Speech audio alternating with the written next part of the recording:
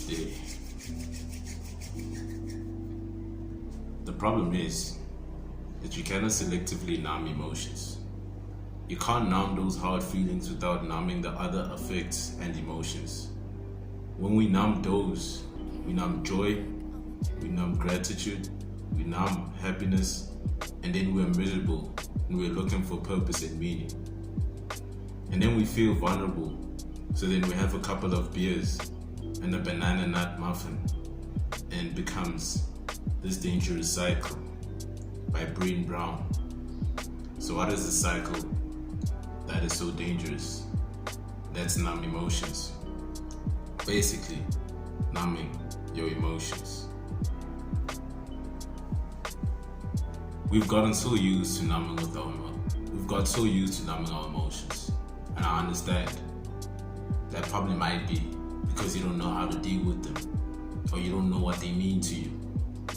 We've been so programmed and conditioned as children, to not be able to express ourselves freely, to be scared of expressing our emotions.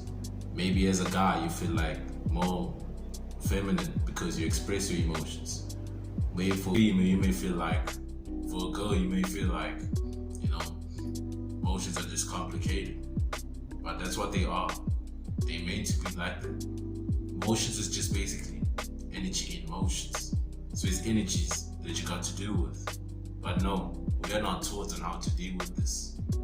Even though you spend 12 years in school learning or developing your intellectual, your educational capabilities, actually the academic capabilities.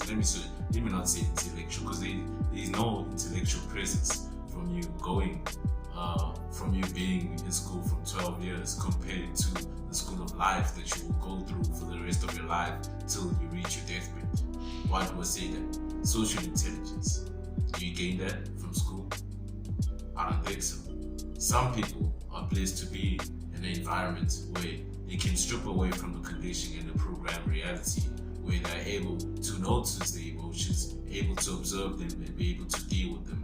But some people are not able to do that. And that's why suicide rates go up, because people feel that void of emptiness and they don't know how to deal with it. So you don't know how you manage your emotions. You don't know how to manage your emotions, because those are energies that you need to be able to control. It's energies that will forever be with you in this life and forever, because nature is made of energy. Food is made of energy. Your whole existence is energies and frequencies all over around it. And if you don't know how to deal with the negative, how you expect to transmute it and perform the positive? Express your emotions. Express your emotions unfiltered. Don't filter them, because the filter is what you've been programmed at school, right? To raise your hand when it's your time to speak. Follow each instruction like a robot. Don't express yourself and don't express your own freedom of thought. That's what's holding you back. So you need to know to express your emotions. You need to know to let your emotions express themselves freely. Because if you hold them back, you're only holding the energy. You're resisting energy that you're supposed to let flow with nature. You need to defeat the emptiness inside of you through self-care. The best way to deal with the empty and void nature of numb emotions is self-care. If you feel like empty, if you feel like you don't have no purpose in this world, which is most of us, because the suicide rate wouldn't be so hard if people didn't know what's their purpose or meant to do the next day. Maybe they're carrying this burden in their heart and it's so heavy that there's nothing backing them up, or there's nothing holding them up. Back to what I said about baggage. Some stuff you just need to let go. With your emotions, you just need to let them flow in and out, because that's the purpose of what they're supposed to do. Yes, we can't get rid of some emotions, and that's why I say you need to express yourself unfiltered, right? So that you don't create this bottleneck of emotions that might just explode. And some of them explode at the wrong time, at the wrong place, when you're alone, or when you are with people being in danger of harming other people.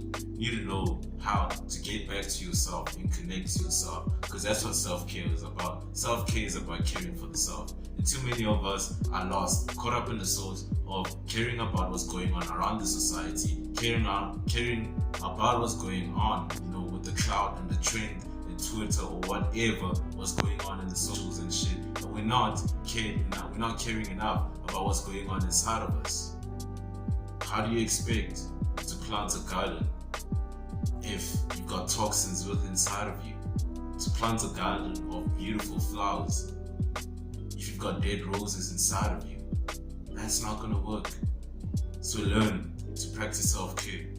Learn to put yourself in a position where you can feel happy, when you can be in peace, in happiness.